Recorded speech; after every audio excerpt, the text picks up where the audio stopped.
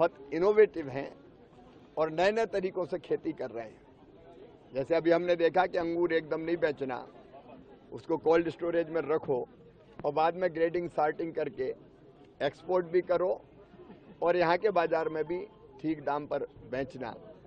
Capsicum भी हमने यहाँ देखा, हमने यहाँ मूंगफली की खेती भी देखी जो ऑर्गेनिक हो रही है, आम भी हमने देखे और फूलों की खेती भी यहाँ, और ये भी एक्सपोर्ट होता है। तो नए नए प्रयोग हमारे किसान कर रहे हैं। इसलिए मैंने वैज्ञानिकों से कहा, कृषि विभाग, महाराष्ट्र सरकार, कृषि विभाग राज्य सरकार, केंद्र सरकार, वैज्ञानिक अब सब निकले हैं खेतों में किसानों के बीच, और हम किसानों के साथ बातचीत करके वो जो इनोवेशन कर रहे हैं उसको भी समझ रहे हैं, और जो आवश्यकताएं हैं, जैसे आज बताएं क्लाइमेट चेंज के कारण अब नई वैरायटी की भी जरूरत है, तो अब वैज्ञानिक शोध करें, नई वैरायटी कैसे विकसित करें जिसका असर क्लाइमेट चेंज के कारण जिस पर असर ना पड़े, तो वो भी हम करने का प्रयत्न करेंगे।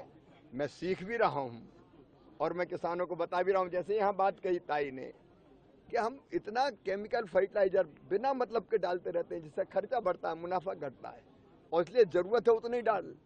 नहीं, कई बार रामलाल ने डाला तो श्यामलाल भी डाल रहा है, कोई प्राइवेट दुकान वाले ने बता दिया अच्छी दवाई आई डालो तो वही डाल रहे हैं।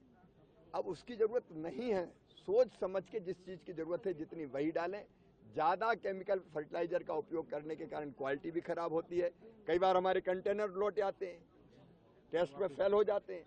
तो ये भी यहाँ के किसान सिखा रहे हैं, मैं भी सीख रहा हूँ, समझ रहा हूँ, और जो समस्या आई है उनके समाधान के प्रयास में। रेन की वजह से टमाटर का बहुत नुकसान हुआ है, उसकी भी आप जाने वाले उधर देखने के लिए? नहीं, प्याज हो टमाटर हो नुकसान हुआ है, तो नुकसान की आम को भी नुकसान हुआ है।